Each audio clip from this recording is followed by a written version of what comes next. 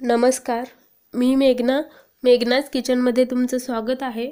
तर आज आपण इथं घरच्या घरी मकाने चिवडा बनवणार आहोत। खूप सोपी पद्धत आहे। तर त्यासाठी इथं मकाने घेतलेले आहेत साधारण 1 वाटीभर। तर मोठ्या वाटीने 1 वाटी इथं मकाने घ्यायचे आहेत। त्यानंतर ह्या मकानेला आपल्याला पहिलं कढईमध्ये घालून भाजून घ्यायचं आहे साधारण 3 ते 4 मिनिटांसाठी। तर मी इथं एक कढई घेतलेला आहे। कढईमध्ये तेल किंवा तूप इथं घालायचं आहे। तर साधारण एक चमचा किंवा 2 चमचा घातला तरी चालेल। तर तेल किंवा तूप ह्याच्यामध्ये घालायचं आहे। तर गॅस इथं मोठा ठेवलेला आहे। तर हे सगळे मकाने इथं घालून घ्यायचं आणि त्यानंतर हे छान असं थोडंसं खरपूस आणि कुरकुरीत होतात हे। तर तसं होईपर्यंत याला आपल्याला भाजून घ्यायचं आहे। तर हे नंतर 3 ते 4 मिनिटांनंतर आपल्याला हे बघायचं आहे। त्यातला एक मकाना इथं घ्यायचा आहे आणि हातात असं फुटतो का ते बघायचं आहे। तर मी ते तुम्हाला नंतर दाखवेलच। तर गॅस इथं मोठा किंवा मध्यम ठेवायचा आहे। तर याचा कलर बघू शकता बदललेला आहे आणि साधारण 3 मिनिटं इथं झालेले आहेत। ह्याला मी छान असं भाजून घेतलेलं आहे आणि हे छान असं कुरकुरीत सुद्धा झालेले आहेत। तर मी त्यातलं तुम्हाला एक असं काढून दाखवत आहे। हे बघा छान असं कुरकुरीत आणि भाजलेले आहेत।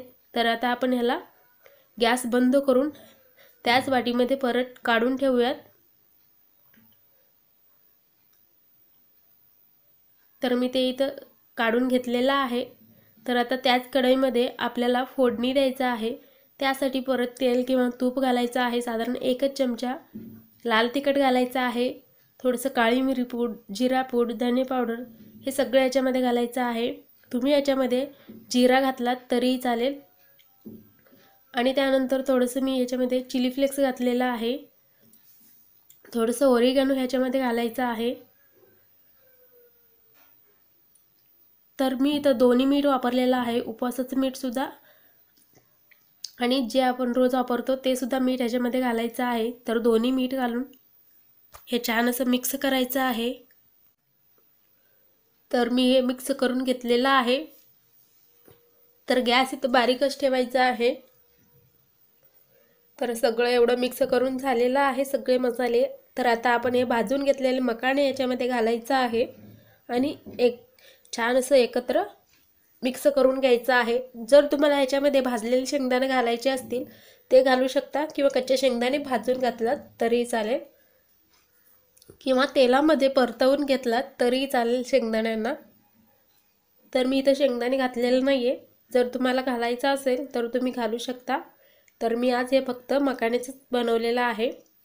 तर हे सगळं मिक्स करून घेतलेलं आहे। गॅस बंद करून एका वाटीमध्ये मी परत काढून घेतलेला आहे। तर छान असं आपलं इथं मकाना चिवडा बनवून तयार झालेले आहेत।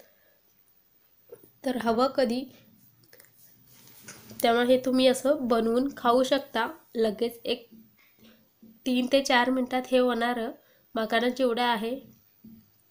तर तुम्ही हे लहान मुलांना सुद्धा देऊ शकता। तर खूप छान लागतात। ते उपवासाला पण चालतात किंवा असं खालच्या वेळेस हे तुम्ही खाऊ शकता। तर व्हिडिओ आवडला तर लाईक, शेअर, सबस्क्राईब करा। तर पुन्हा भेटूया पुढच्या व्हिडिओमध्ये। तोपर्यंत बाय बाय।